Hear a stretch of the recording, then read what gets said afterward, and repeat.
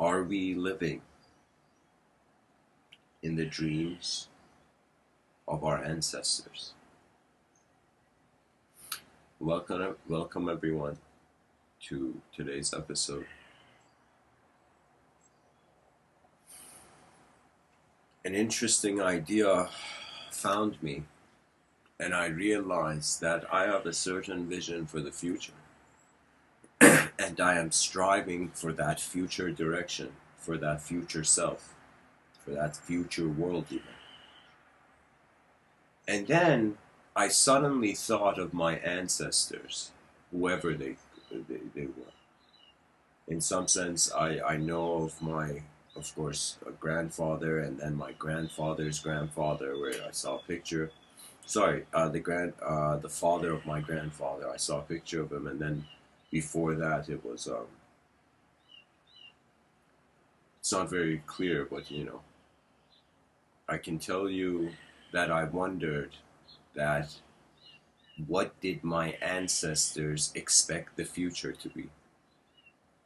I wondered, how am I being their dreams right now? That means I have a dream in the future. For example, let's say you're someone who dreams to go to Mars, and then in the future there will be people who will be living on Mars, and they'll be like, "What's the big deal?" They will imagine the first child born on Mars. That would be an incredible incident, incredible event.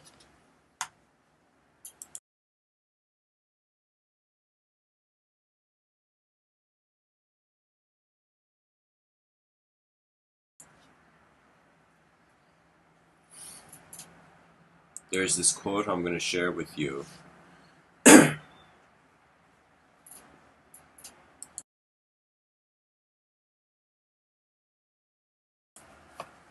This talk aims for the similar direction as this quote. And the quote is from Linda Hogan. Walking, I am listening to a deeper way. Suddenly, all my ancestors are behind me. Be still, they say. Watch and listen. You are the result of thousands.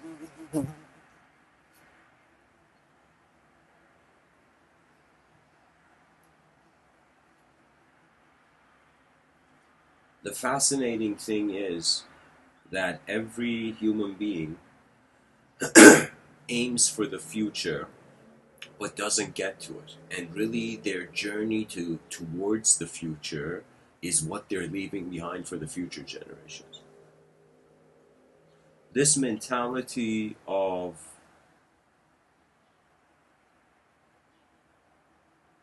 the human being just being limited, the advancement, the progress of the human being just being limited to its work. Sometimes in life it's not just the work you do, it's the way you do the work.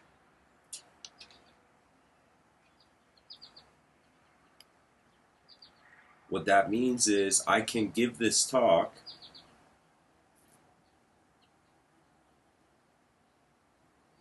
in this moment, and while keeping in mind that one day potentially my great great great grandchild, I don't have kids, but if I did, I'm thinking potentially my great great great grandchild would be experiencing that. you know for example, I predict that in 600 years we'll have sky cities. So I can imagine children being born in sky cities. You see, what I'm saying is, if our ancestors had a time machine and they fast forwarded through time and they came to see us now, they would be shocked how what they held so high, it was their dream just to see what the future would be like, and we who are living in that future of our ancestors take it for granted. So it seems like every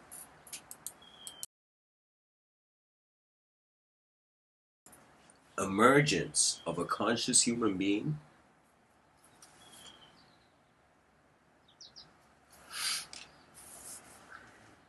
it is as if we are so looking for our dreams, trying to follow our dreams, we never realize we are living in the dreams of our ancestors.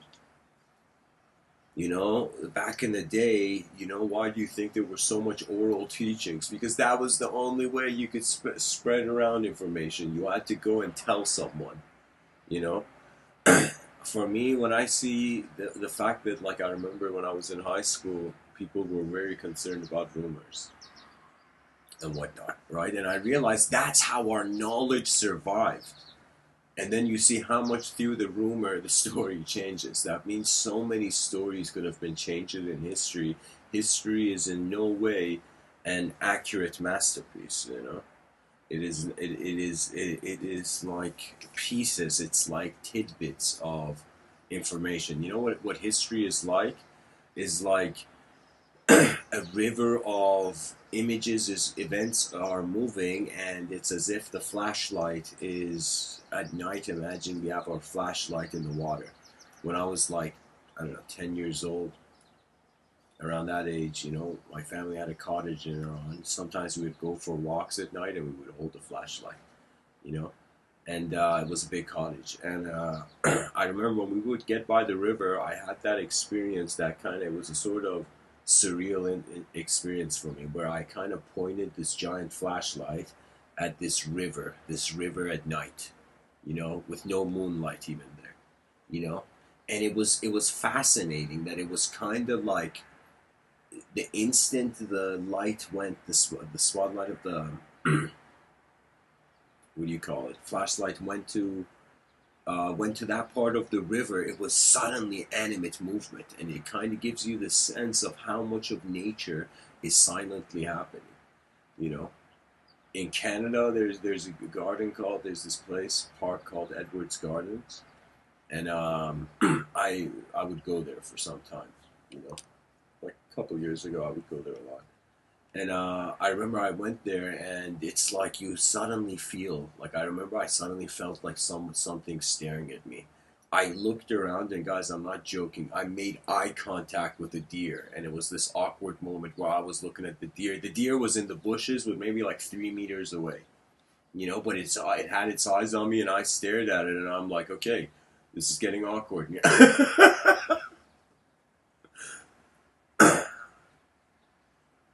Yeah, Canadian wildlife is very nice. You know, that's definitely a blessing of living in Canada. You know. Anyways, it was something. It was something there. There's a lot of things set in motion. We are one thing set in motion among a lot of things. And we constantly evaluate in accordance to time and past performance. That means right now our civilization has progressed as far back as we go, and see how the primitive human beings behave.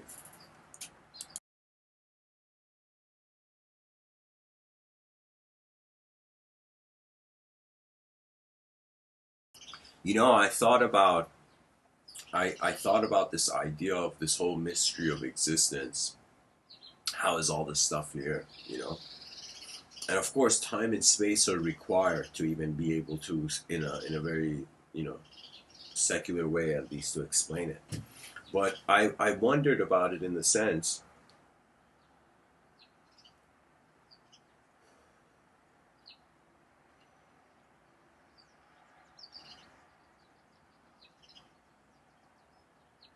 that, imagine we suddenly woke up, you know, like right now, again, how do I say it? Like, we're measuring progress based on what we were in the past, but I'm saying, imagine it was like a Men in Black situation, but the whole species got that pen thing from Men in Black, you know?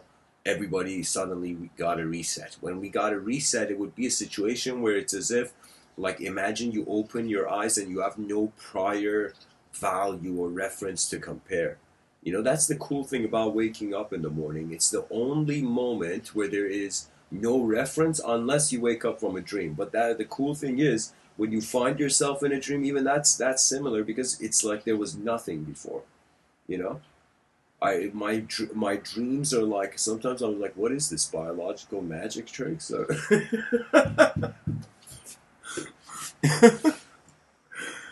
it's like, does my body has an ambition to be like Houdini? You know, like what is it?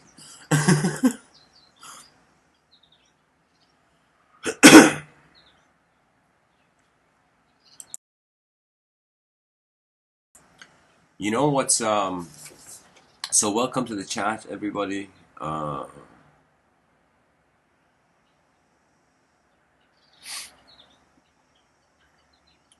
Jeremiah says oral traditions because people up until 200 years ago could not read and write except the elites and priests to control the narrative. Let me tell you, man, that's not the case.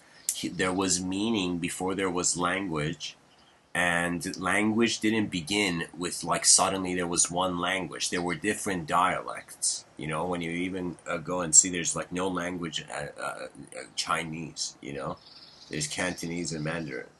I don't know. Maybe I'm saying it wrong. But what it is like the idea of it is that it was different dialects. People were speaking, trying to speak like somehow it was like people understood each other, but there was no common language. It was behavioral language. Like the alphabet was based on like the words you heard people use. You know, sorry, not that. When I say alphabet, I mean that like the basic kind of building blocks of meaning. Everybody was starting from their own path. There were different dialects. Then, after nationalism, suddenly all these dialects, like smaller cells, became one common language. You know, that means it's very important. Like, when time is an issue in any system, decision making has to be quick. But it doesn't have to be reckless. So, you take as much time as you need to make the decision, but the decisions have to happen quick, you know.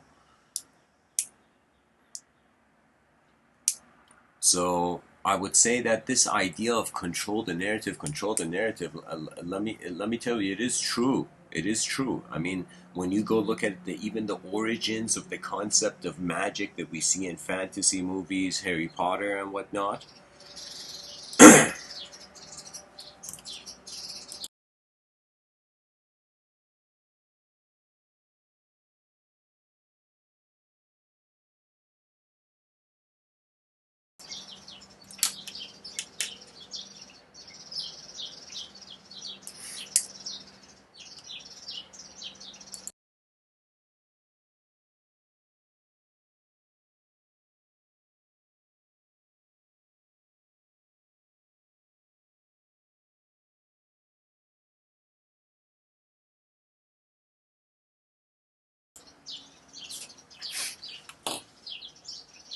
When I wonder about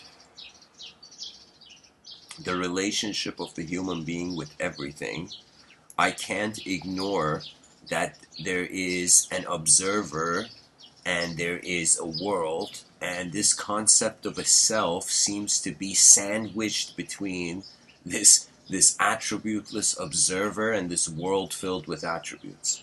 When I say attributeless observer, because even if you consider right now your consciousness is a projection of your brain, you don't see your brain, so it still doesn't have an attribute. You know, usually sight is sight. Like, who can argue sight?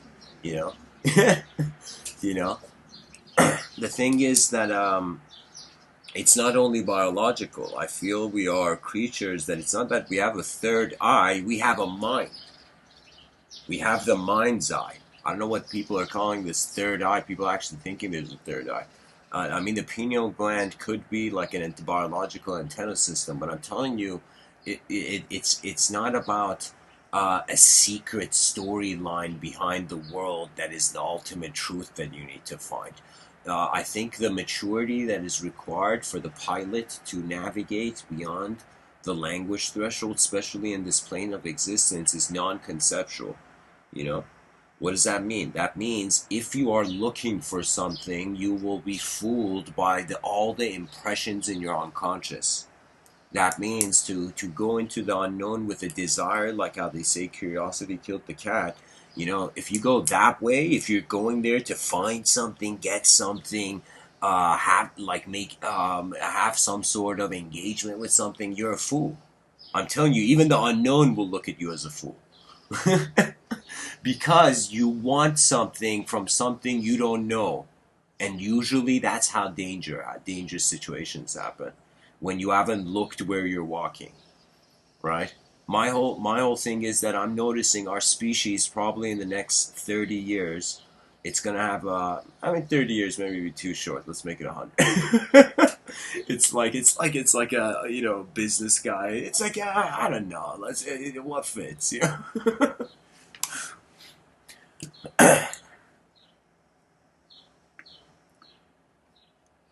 Let me tell you guys, language. What if language is not everything? What if narrative, how there's a storyline to phenomena, is not everything?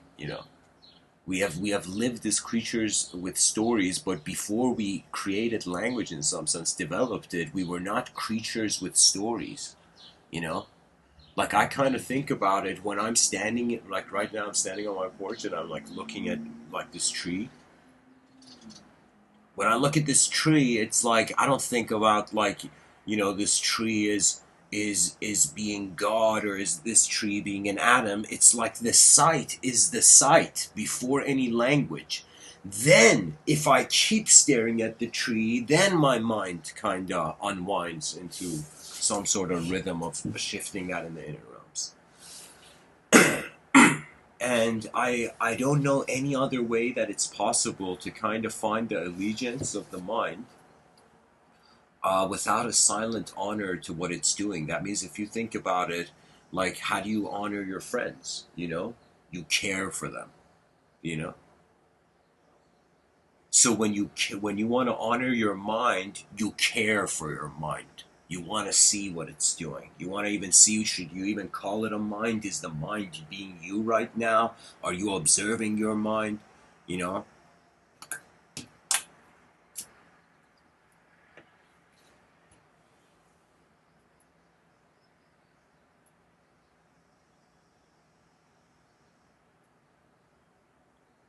Okay, so guys, very interesting. Someone in the chat section named Aslan Rose says, perception of data, constellations, a sea of stars. How easily forget we're subconsciously projecting symbolism and connections. Right here, Aslan, I would ask you, who is projecting, and is that a concept? When you get down to what is actually here, is it only real in dualism? Because it's kind of fascinating. It's fascinating. It is true we exist, but the experience of somebody telling you visualize like a jet, hovering in the air, you know, it's like that's when you can visualize the jet, but you can't. It's not real. You see, it's not there. You can't go get on that jet and fly away. So your inner realms, something happens, something is there, something is going on that we're asking the question, but it's just that it's not conceptual. Now, here's the thing. I was thinking that if we, all our ancestors, they've had desires, they've wanted to see the system in a certain way. You see, that's why there was wars. That's why kingdoms fought. Why? Because the one kingdom was like, yo, man, I want it to be this way. And the other kingdom was like, no, man, I want it to be this way. And they're like, okay, let's fight. Maybe it wasn't like that, but you know what I mean? It was savageness. It was inner realms trying to rule the outer realms, and we saw the fallacy of that. It's kind of a law of this nature. The inner realms of the human being, it's not meant. You need to have unknown variables or you'll go insane. Let me tell you what I mean by that. You know, people feel if they don't know, their sanity is at risk. But let me tell you, it's a balance. It's like what advice can you give a surfer? The surfer has to feel the waves, feel the board, feel the current moment, and surf. And this life, believe it or not, it's surfing. And 50% of it is how you engage the outer realms, and 50% of it is how you even interpret the outer realms to be something. Your inner your inner realms, right? So I am noticing that. Let me tell you, certain things are postponing the true core value of mysticism. The true value of spirituality, unfortunately, and it's like the ancients did make mistakes as well, as much as they also created backup systems for their mistakes. Let me tell you what that means. Any human being who feels there is other entities in other dimensions will at some point notice that there is an inseparability between how the edge of your awareness is being the space where that relationship is emerging. You see, at most, man is a creative creature. So what does that mean? You're kind of like creating yourself for yourself in every moment. Okay, whether you know it or not, this is going on. This constant realignment of how the attention moves. Is this on mute? No. Okay.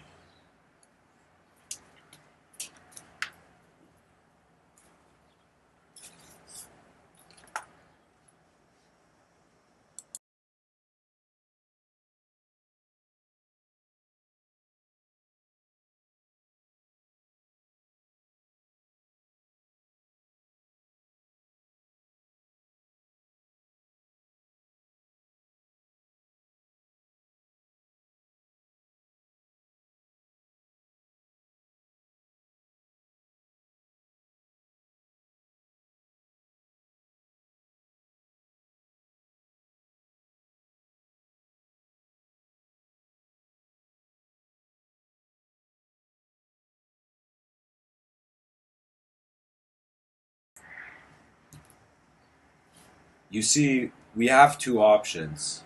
Either the world moves us, or man dares to live while he can. And when I say man, that means if you're a conscious living being, you know, whatever kind of conscious creature existence projects to you as a self in a world, you know, it's the honor, it's the privilege of a lifetime to see what the mind is. And you know how many people create boxes of fear around it. It was like there was someone who's like, look at what everybody is running away from. That's where the value is. And what does that mean? That means most people, they can't, they want things which they can't hold. I'm not joking. Even in poker, there was this psychologist that was kind of saying, like, even in poker, there are people who they haven't earned their income honestly, and because they haven't earned their income honestly, the person subconsciously just is okay to lose everything. You see, it's kind of like wondering what a misconduct is. If we were all savage, violent, we were a warrior species that we didn't care, like we were savage and violent, we encouraged like killing and savageness and being a beast, like in that case, you can't complain much. It's like the world has agreed. But the world has agreed to take a look at what the mind is. And that's why our civility is an advantage. Because when you look at it, why did this creature choose to step out of nature? All of it is a relationship with nature. I'm sitting here and I'm looking all these squirrels and birds flying around. The squirrels aren't flying, we don't have those kind of squirrels in Canada. But these, anyways, these, at least where I am, so when I look at these creatures, it's as if they don't have an imagination. They are just like a machine set loose in the environment.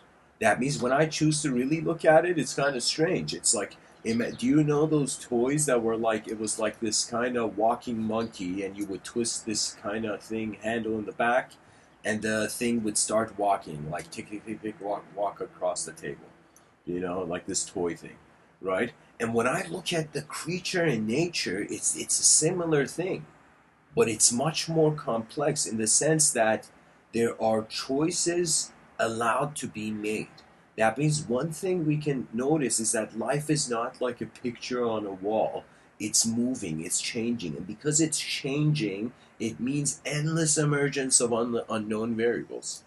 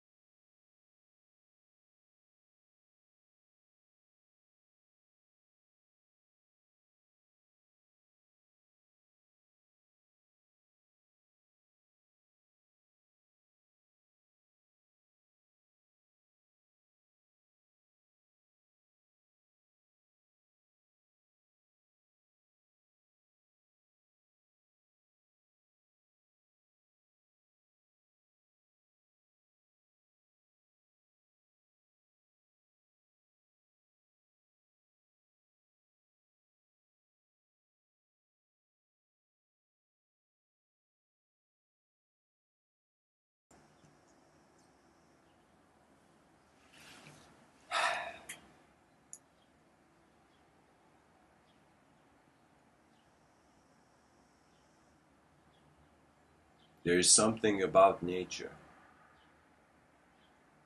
that when you slow down, the world stops judging itself. That when you observe, observance is an action through stillness.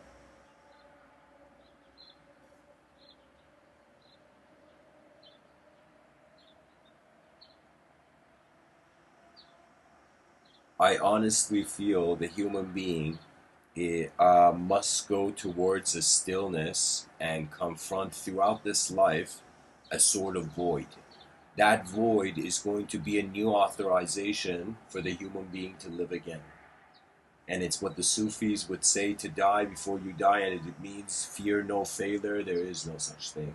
There is just eyes opening wider and wider and wider and wider. You see, civilization cannot fail because when we ultimately look at it, we are the ones alive now. You know, that means even though I speak about the future, even though I'm I speak about the past, really what it is that right now we are like 8 billion creatures on an island. We have a set of options in front of us. There is a landscape of not just physicality, but a landscape of information of what this physicality means to the whole species.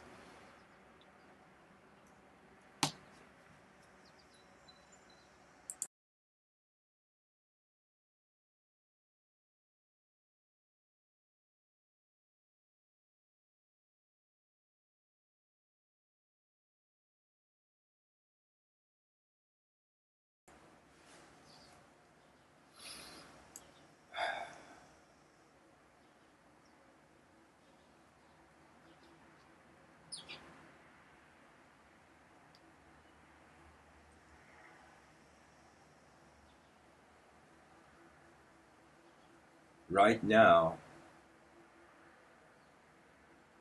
I feel that how we see the future suggests what world the future generations live.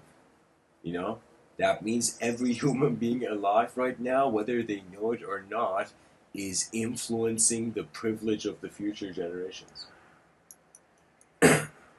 Yeah, I think the most crucial thing is to just get rhythmic communication going on the surface of this planet. I'm not joking, guys. I feel this is the ultimate resolution to building an advanced civilization. It tends to happen. What it is like it's a mob mentality, but it's a mob mentality when a civilization gets scared of the only value it knows disappearing. You see, many people, many children, many human beings who may hear this talk, who knows how long my voice echoes, you know, who knows what words time grants worthy.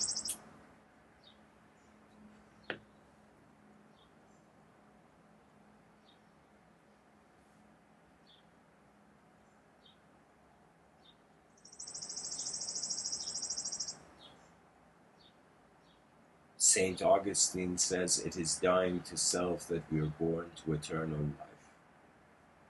It is when there is a nanosecond, an instant of recognition that how could attention, how could the awareness be the self?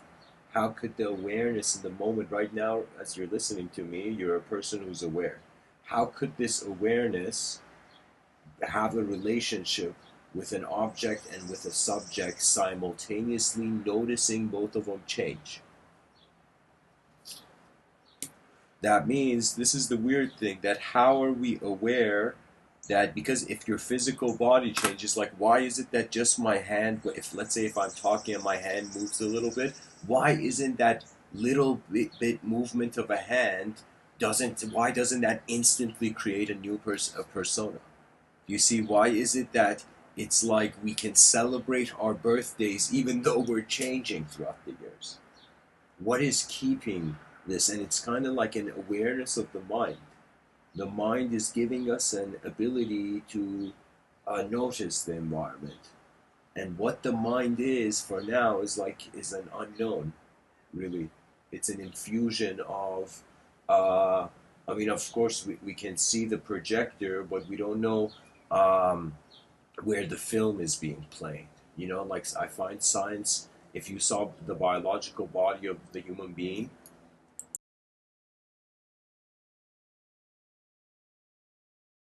if you saw, excuse me, if you saw the biological body of the human being as a projector, like an old school film projector, and this film projector, imagine, is projecting a movie, the movie of humanity and human life.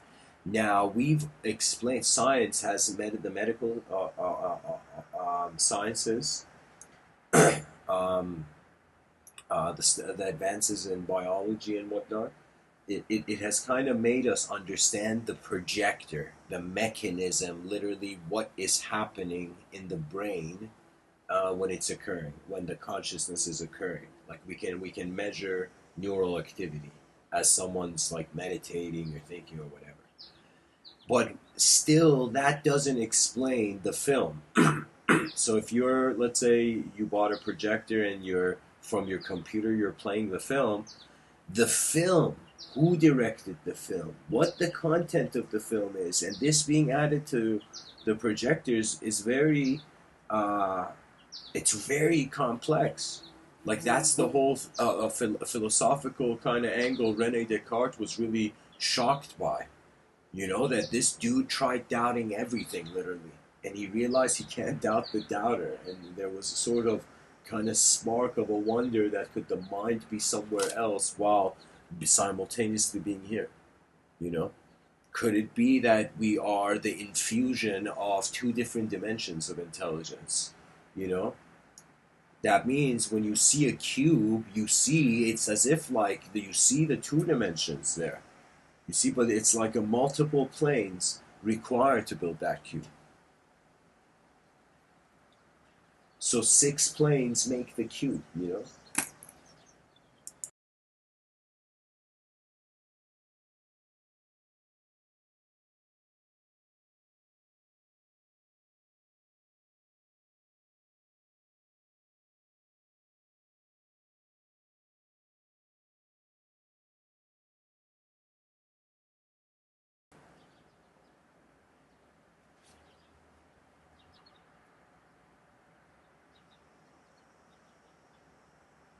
You know, I had this kind of playful way of thinking of different phases, evolutionary phases, and I feel we passed the phase of the triangle, the hierarchical position, the teachings of individualism as a species. Now we're going to the inverted triangle, and then it's the square.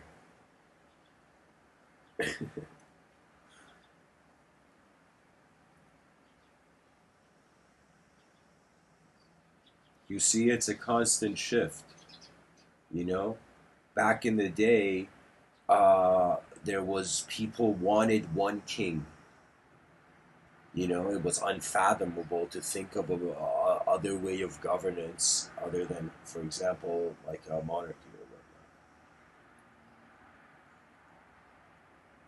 But then it changed.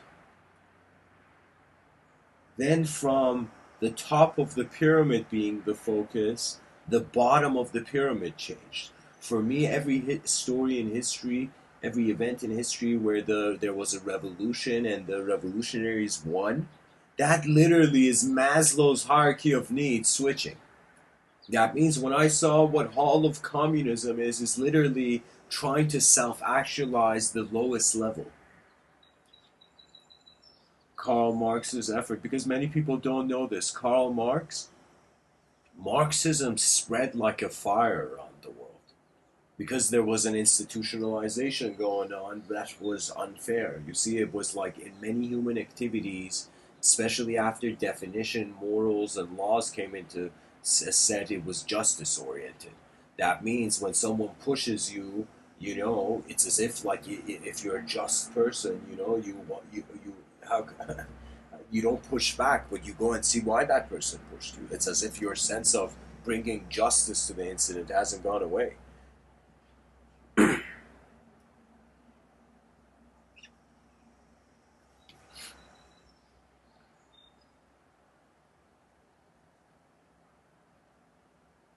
We are waking up from the cocoon of language to a recognition that it's not that we're just the stuff in the space. We are the instantaneous awareness of phenomena. And you have access to two different states of it. And if the person can't again discriminate between the inner realms and the outer realms, like I don't know how much to emphasize this, because these are like two lenses in front of your vision. You know, when I talk about, for example, the how you, if you're still, your inner realms begin moving. If you stop chasing the butterfly and you just trust life and be honest and just live like a week like that, suddenly your inner realms activate. Why? Because you are aware of it. You've become life sensitive. I'm telling you, suffering sometimes is a remedy to it. Is you got to change your direction in life, or you got to change your speed. These are two crucial things that about any moment where there's suffering. Literally, it's like um, uh, if you can't change the direction of your life. Let's say you're someone listening to me and you have invested in a certain mode of living. What you do is you can choose the speed that you live in that system. You know, you can choose the speed of your work and how you work and the quality of the work. This was when I was younger, I didn't understand how important quality control of your own inner realms is. You know, that means, uh, for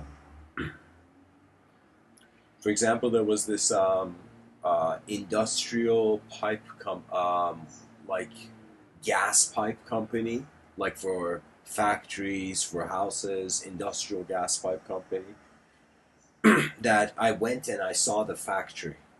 I went and saw how the factory was. I got a private tour to go and see what the factory was. And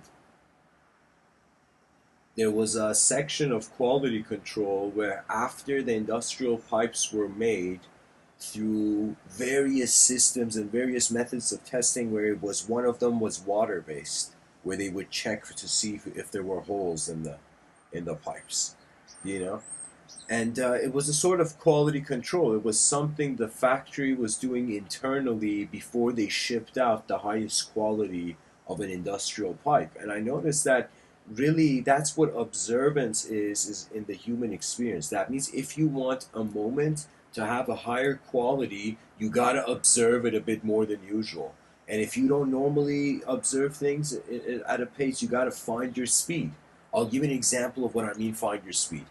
I had an impression on myself that I could I don't know, reading was how can I tell you? I mean, it wasn't a problem, you know. But I remember when I was reading, for example, a biological textbook, a biology textbook, a biological textbook.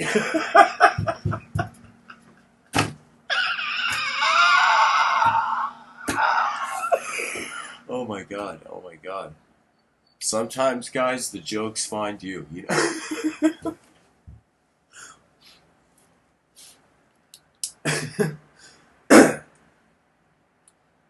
I would read and I wouldn't process the information in the book. I would read it and people would tell me read slower, man, you know, like, and I would read slower and it would still, I wouldn't process it.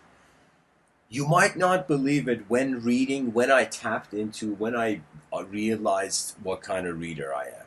Oh, that day was an incredible day. I was looking at the book, and for the first time, out of my own curiosity, I wondered, what if I read fast? What if I do the opposite and try to read as fast as possible? And I could always reread, but I could try to maintain the speed.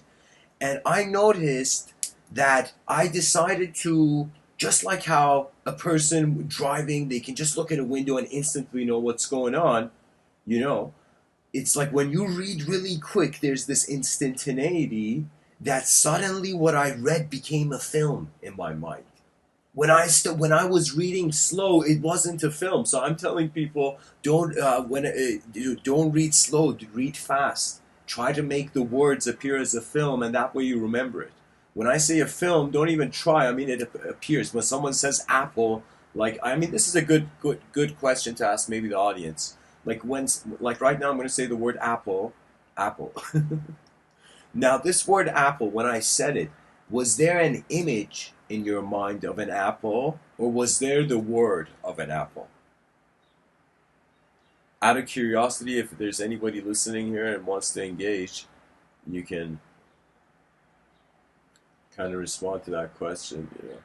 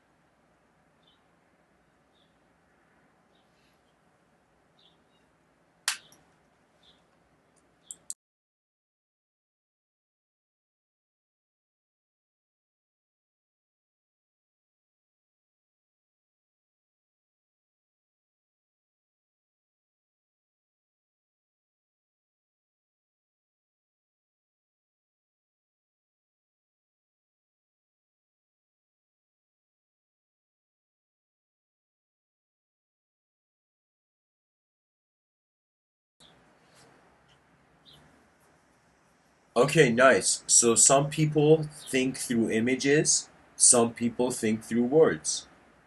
You see? That's very interesting.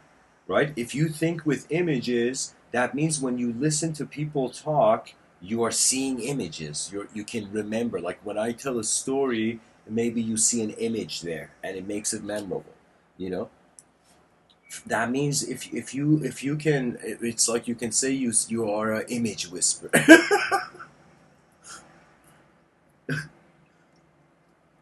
Been whispering images my whole life. You know? So guys, thanks for sharing in the chat section, answering that question. That's the thing, right? The mind is not an object to be objectified. You know, like the mind is a quality of how awareness is just there in the conscious waking state. And there's the potential for movement and the implementation of the potential. That's really what consciousness is. That means science can explain the potential, but how the potential becomes kinetic is the free will. That means imagine your inner realms or your potential, your potential energetic dimension, who you can be potentially, and then in front of your eyes, your outer realms are kinetic. You start moving. Like this thought existed as just an image, and then I kind of engaged the image, and it opened up to where it is now. The mind is not a location. You know, if you can find your mind, I will clap for you. For me, the mind is a process inseparable from how my awareness is being the whole moment. That means I don't know, maybe some people they feel their mind can something can happen to their mind. For me it's like you got to think a bit more primitive so any sort of ignorance doesn't bother you. That means sometimes you got to reinvent the wheel. If people took the wheel and abused the wheel and changed it and it's like it wasn't the wheel anymore. At that point, yeah, you better reinvent the wheel so we remember the technology, you know? And mindfulness, Zen, this is all inner quality control. And the more, like literally, if you're someone stressed about the future, if you live moment to moment, that stress is just, it's not that it's gone, it's just that, just study your attention. Your attention is the most valuable resource, and your attention is most likely identifying as language. That means don't think people are wearing clothes. Like when you know, I don't know, some people sleep naked. But the thing is, like, you take off your clothes, you know? So the same way is, but the mind, you don't take off the ideology. Some people, they live moment to moment, so they take off the thought, or the thought comes on its own, arrives on its own. That's not, sometimes I feel memories visit me, and it's strange. It's literally like just like the antenna was at the right place at the right time, you know? with the right vibe, you know.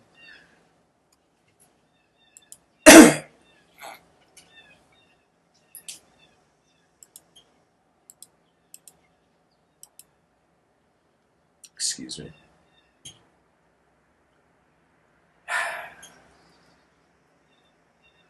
Nature does have a rough side, you know. There was something I would hear in Iran. Some people say, not everybody. Some people who were more like of a labor class. They would say, like, it would translate to be like, be of the dirt. What does that mean? That means be comfortable with the chaos, and then you'll be able to properly see the order. You see, it's like people. The issue is, let me tell you, there's no issue. Life is very probabilistic. Nobody knows what's going to happen. Nobody knows who you're going to be tomorrow. I don't even know who I'm going to be tomorrow. I don't even know if I'm going to be around tomorrow.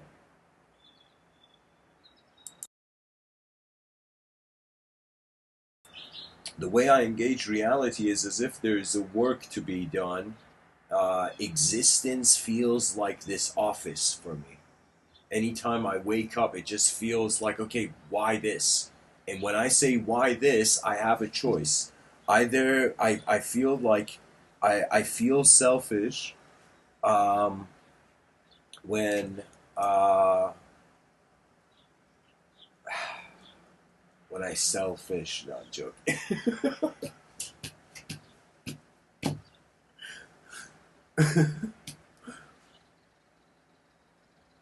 Imagine, guys, how hilarious would that be if I was a fish salesman right now?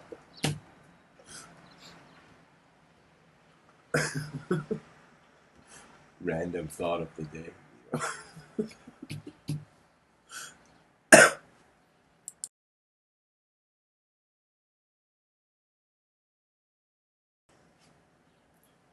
I don't know.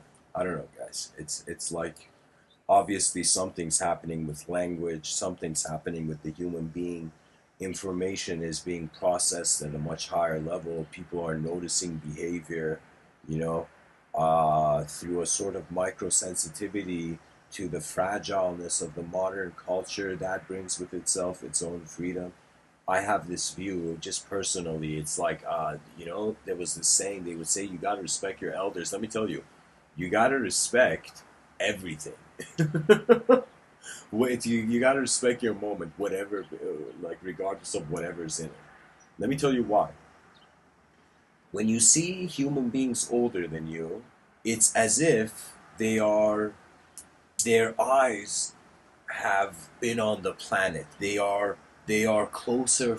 They are friends with the planet.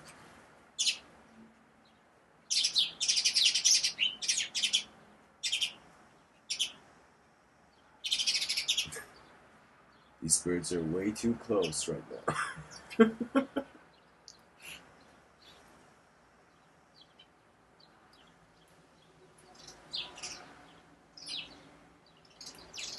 Sorry guys, I just got distracted. You know?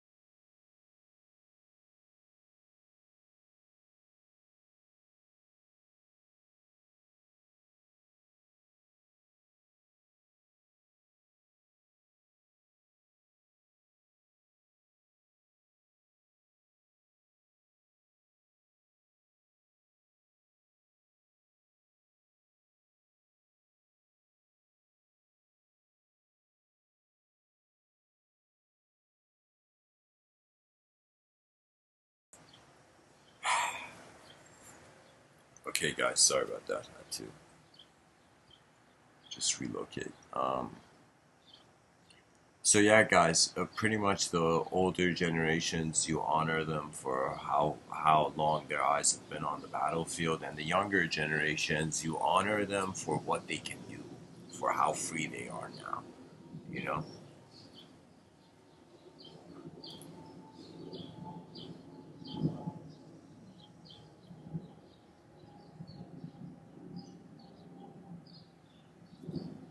someone once told me something phenomenal about communication, that it was like incredible. And what it was, that the person suggested that human beings, they communicate to have their inner realms be seen, right? Just like how the person wears clothing, or how fashion is so key nowadays.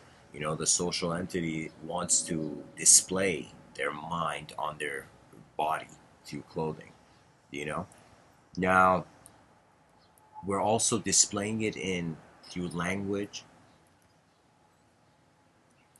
and it's kind of like a person's behavior is a suggestion of what can happen when language infuses with a conscious being.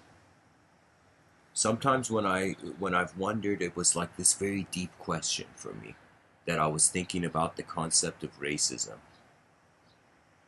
I was really thinking about it, and I was thinking how ridiculous that the person cares for the color of the skin of a person, but then when they see that same color on, for example, in what do you call it, on a table, or they see it in the dark sky, like the person doesn't react to the color. So I noticed that it's racism is not about color. It's about the overwhelmment that creatures feel and the inner reaction they have with it. Do you know that means when we kind of look at people's inner realms, this, I'm telling you, I think this is a very important concept for people to notice, that the inner realms and the outer realms are different. Do you know? Like, you could see a person who looks like a good person, but their inner realms could be the opposite. I've seen people like that. Do you know? And I've seen people the other way. You know?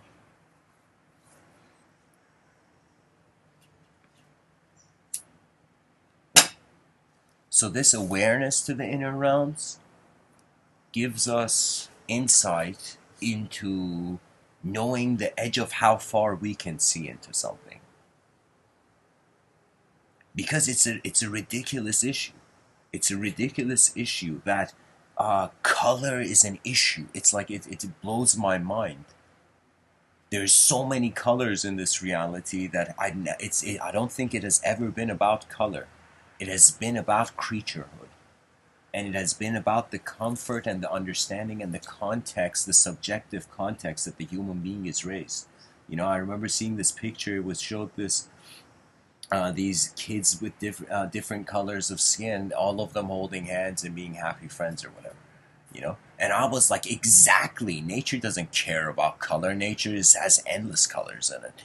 You know, nature cares to some degree about behavior, especially in a hierarchical social class. But the issue is not this naive mind idea, because there's this saying that people feel nowadays the only way to fix something is to rebel against it, to break it instantly. No, systems don't work like that. You know, you shouldn't break something. You should study why it's happening first. Because it takes some things a long time to get built. Systems take a long time to get built. And suddenly the system, if it collapses, it would be like centuries lost, centuries of effort lost. That means, imagine people suddenly, every person in the nation, if they rebelled against their government, you know how tragic that would be? You know how reckless and careless as a human being that would be? Let me tell you why. Even though if the system is messed up, it would be careless. Why? Because the issue is not on is how can I tell you? It's as if it's like a general wondering, how do you turn a disadvantage into an advantage, rather than being like, oh no, disadvantage, right away, thinking that there is a war. This is why I feel that fear and the mind has such a complexity that whether it's directed wherever you direct your attention, it can endlessly see through it. You can endlessly look at someone and feel bad. You can endlessly look at yourself in the mirror and feel bad. You can endlessly look at anything. You could feel bad for an object. Look at this poor object. It doesn't have consciousness. Look, look at what it's missing out. Look at all these animals. You could feel sorry for every animal. But you see, on some level, nature is just a progression. It's like energy has no logic to its behavior. It just happens. It has design though. And if we can study the design and then because really what knowledge is, because I was looking at it, that it is always a game of abstraction. The measurement is not physical. That means if somebody tells you put 1 meter on a table, put a unit on a table. You can't. It's abstract notions. They're like abstract snapshots. Snap abstractions.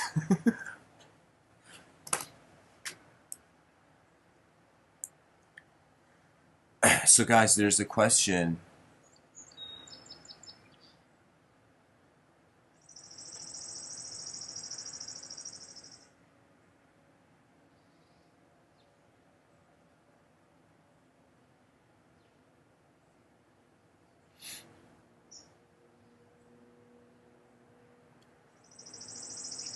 Guys, I'm just reading the chat section.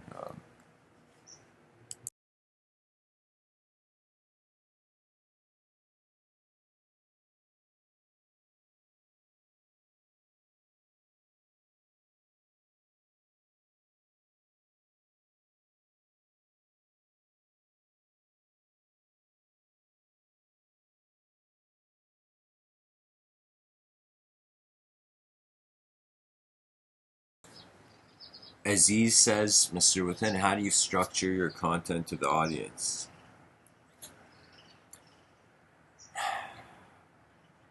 It's like asking time, why does it go forward?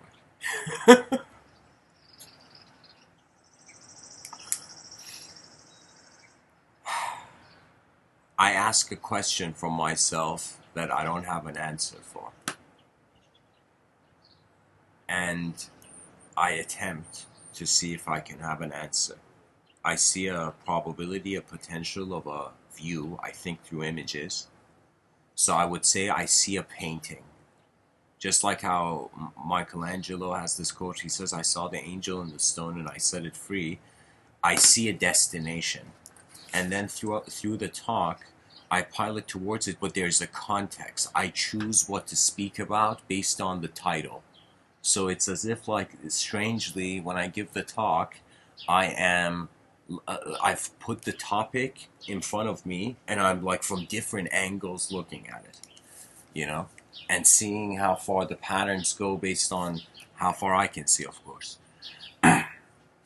Right now, it's a strange situation. I hope in the future I could get some sort of, philosophical convention or conversation going, you know.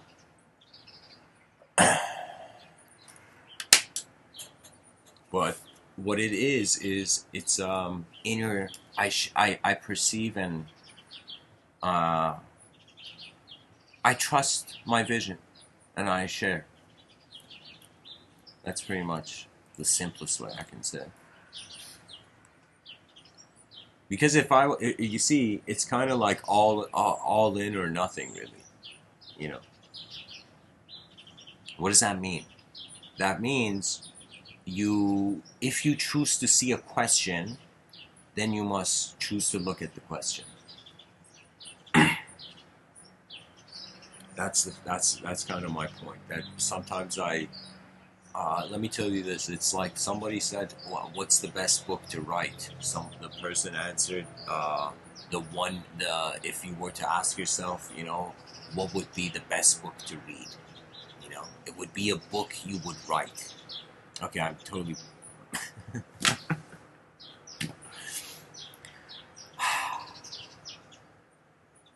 the best book. The best book to read is the one you're going to write. Okay, it was a suggestion like this, that you wonder about where you experience the language threshold, and I feel it's healthy to speak about that. You know, but every moment is different. You know, I'm not. There was a time where I mean, certain talks, if I feel there's something really important, I make notes. Like I made like a few notes for this one. Just side notes, though, like not even sentences, but. But anyways, that's the response I could give. You know. So Ivan says, genius informs, narcissism creates mystery from the simple to gain attention. You see, narcissism creates mystery. I think we are living in a mystery. And whether we talk about it, narcissism has it being directed about the self. Isn't it? Narcissism is self-centered. And I'm saying that I'm seeing that, like, there's more than the self.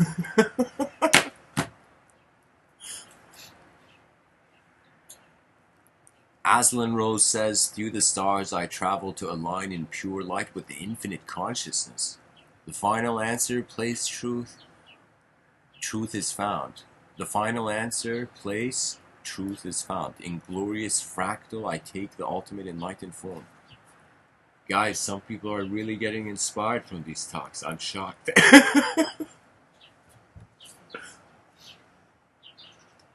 You know, it's definitely, everybody's welcome to share the inner realms.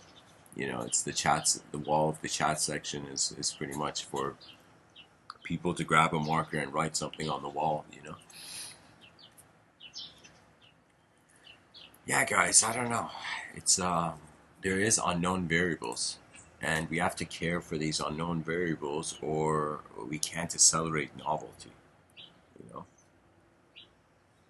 That means, what use is it that we have an advanced world but the user of technology is not advanced?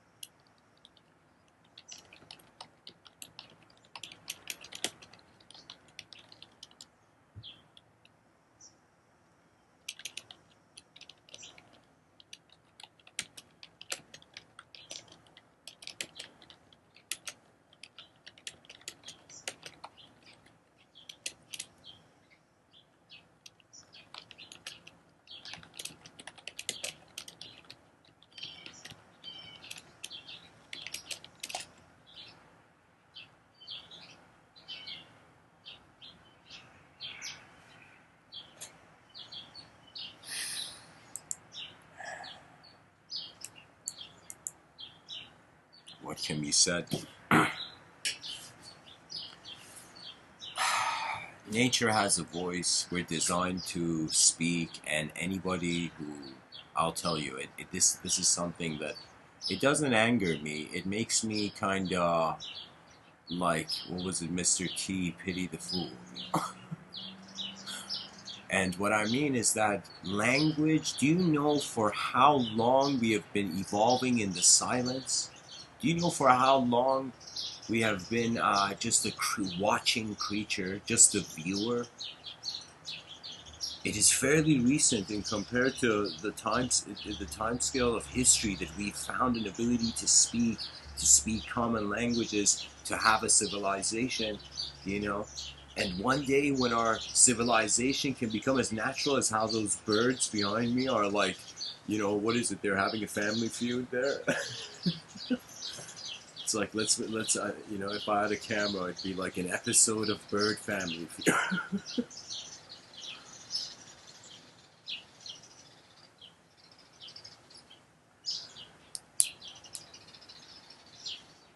The breeze gently moves the branches. Nature lives. Every cell lives. Everything in life is strangely alive once the mind is.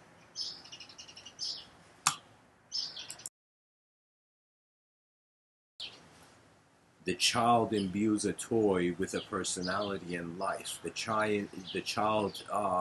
inner realms of children are very active. They can't discriminate between their inner realms and outer realms. And it doesn't mean their inner realms are not valid. That means you shouldn't be a parent that if your child says they had a unique dream or something, suddenly like ignore the dream. Just ask the child, what does that mean to you, to just see at what state the child is in, you know? For me, questions are how you see the inner realms of the world. You know, answers are how you show your inner realms to others. Yeah, and it's neither wrong. When I say when you take the pilot's method, no longer your life is limited by this idea over that idea, the constantly putting greater than symbols between ideology. Let me tell you, it's nothing like that. It's just that it's a process in motion. You have opened your eyes in something that was moving before you, and that's the glory of nature.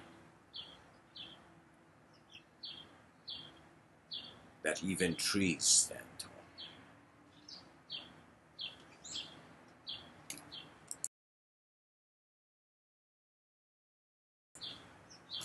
I feel that if imagine our ancestors, one of, like, let's say probably somebody's ancestor back in the day predicted, like in the, like, I don't know, maybe like a ridiculous prediction that went unnoted, unscribed in history, and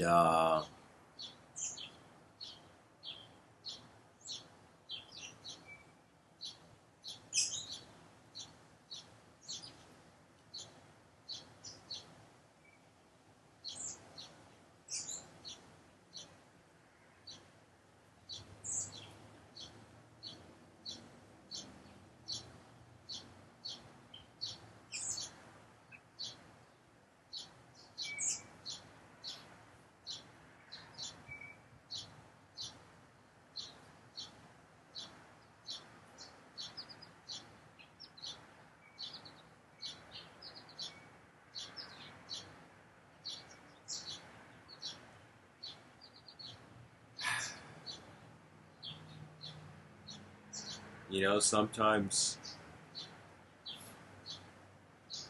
it's not all just a thought. You know, it's not all just left to the domain of observance. Sometimes life has to be meaningless and it becomes an adventure. It becomes something to follow.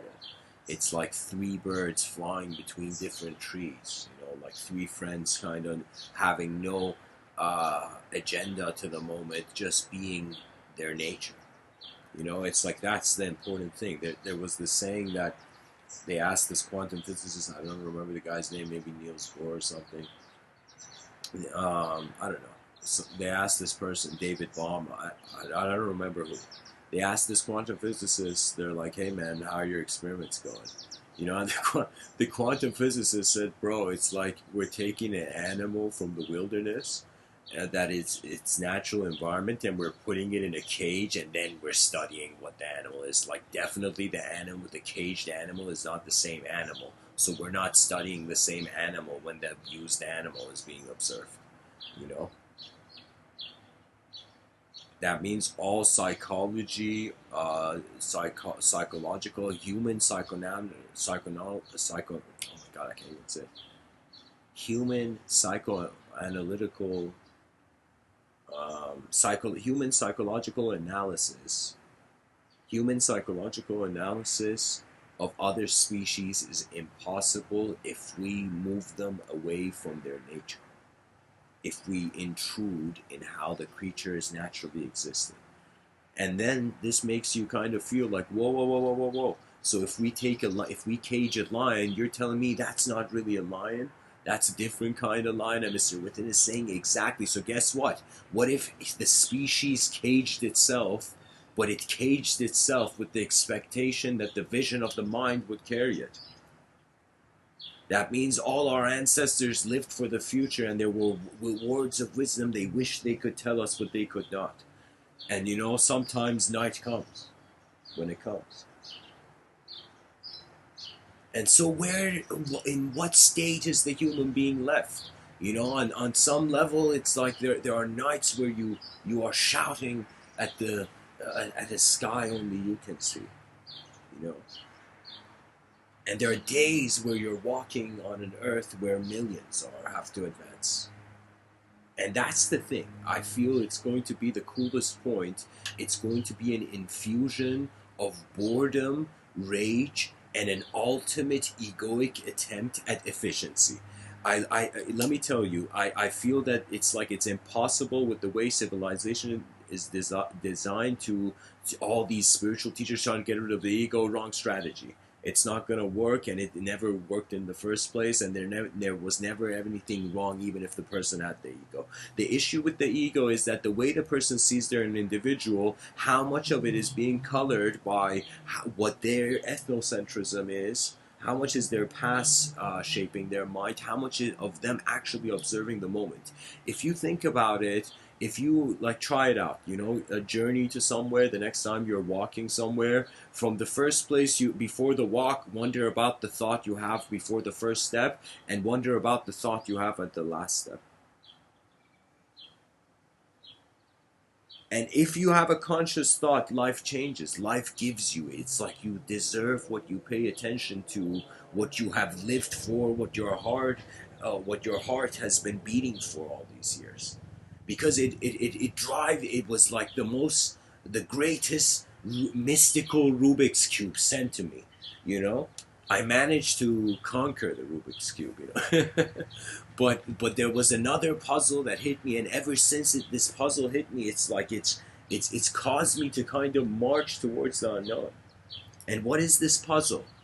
What do we do with all this emptiness? What can we do?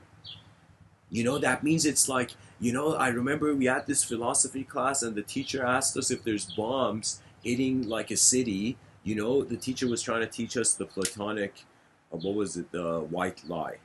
You know, the philosophy teacher was trying to teach that. But suddenly, yeah, the philosophy teacher asked students to kind of pair up and kind of like ask each other their views and talk to each other. And so I was talking to this person who was beside me, and what happened is that we were discussing that if a bomb hit like a nation, and you were like a parent, right, and you saw bombs, you knew bombs were going to hit and everybody was going to die. If your son asked you, let's say your 12-year-old son asked you, "Father, what's happening?"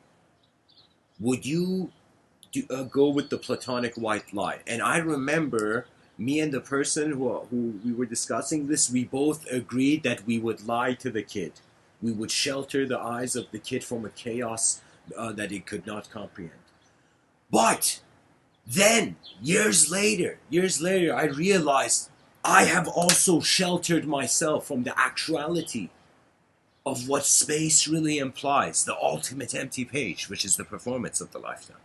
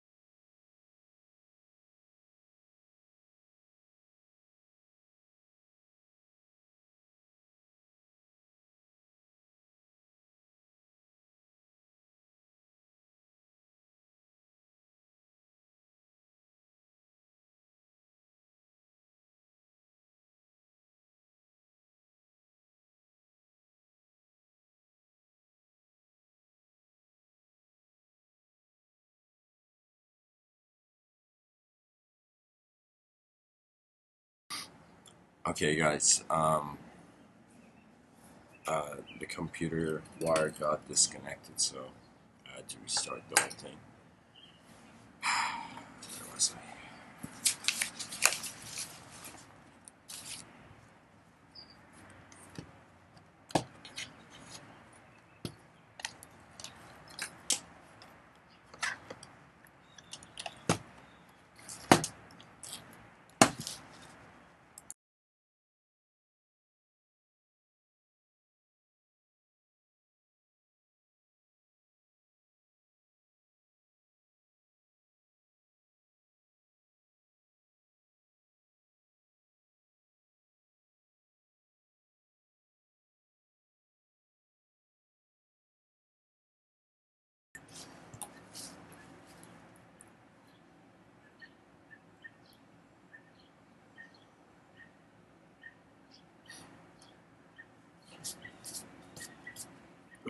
I think when we think of life in events, we feel simulations are a kind of conclusion. When we look at life as, let's say, actions, instances of action, as incidents, or not incidents, incidents are like events, but I'll say like as instant actions, decisions, okay, let's say events are a simulation. Decisions are multidimensional. They're in accordance to a spectrum.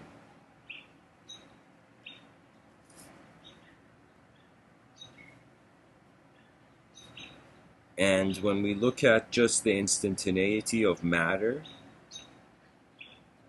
matter appears to be all like it seems to be in one dimension. You know, even though we mathematically, for example, say, you know, things are in 3D, but I'm telling you, the physical reality. It seems like one physical existence.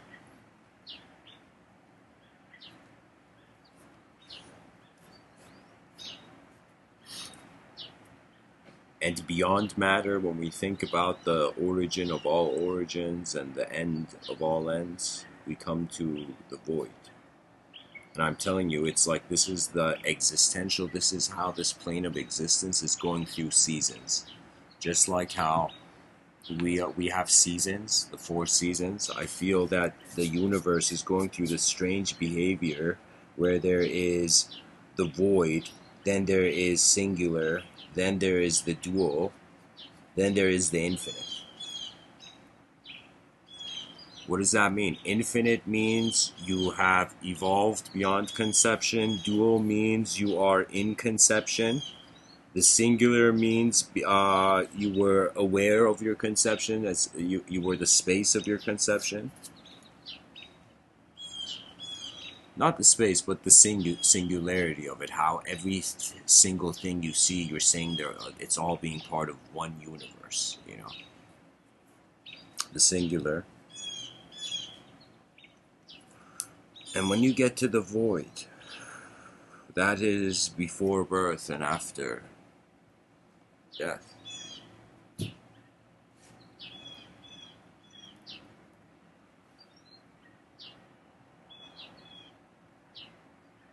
That's the fascinating thing. And anybody who tells you that you shouldn't study what you are when you're a temporary being, you're a mortal being, when you're like a candle melting here, Mr. Within will tell you go wild.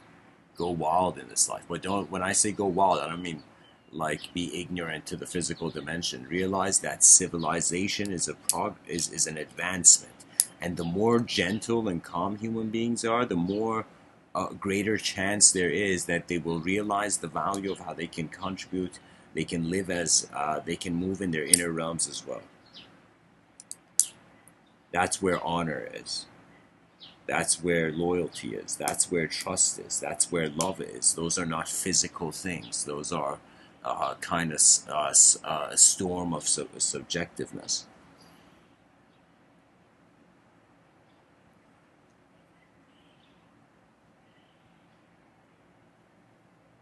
You know, and what's fascinating is there is an emotional level to things. And some people are sensitive enough to notice it, and some people don't care to notice it. That every human being, if you think about it, when they wake up, when they're moving, wherever they are, they're having a relationship with the world as themselves. Their self is being the relationship they have with the world.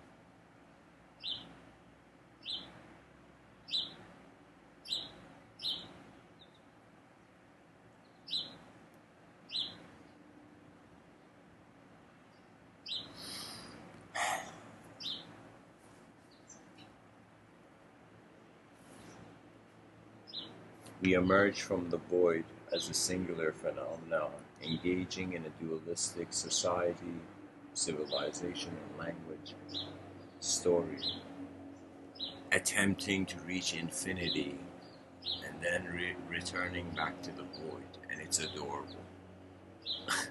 The fact that it happens endless times. You know, I never thought I'd look at this planet and be like, how cute. It's endlessly ushering forth civilizations. To attempt what? You know? There's times where I think about a really advanced civilization and humanity having a potential to build one, but then I sometimes think, is that what nature wants? Does nature care how far man goes? And I kind of realize nature has cared enough to produce man, produce the human being. So what does that mean? That means it's like nature is there for us, but also intelligence is there for us as well. The nature of intelligence. That means imagine it was a natural thing, just like you breathe.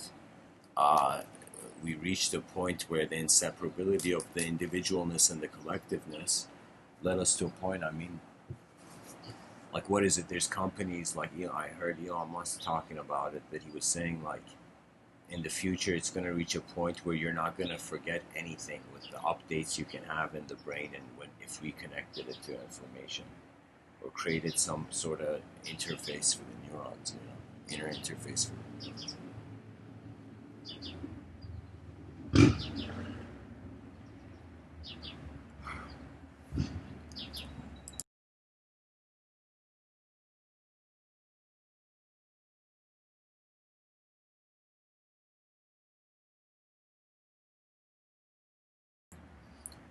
So, guys, I'm going to end the talk here, to be honest.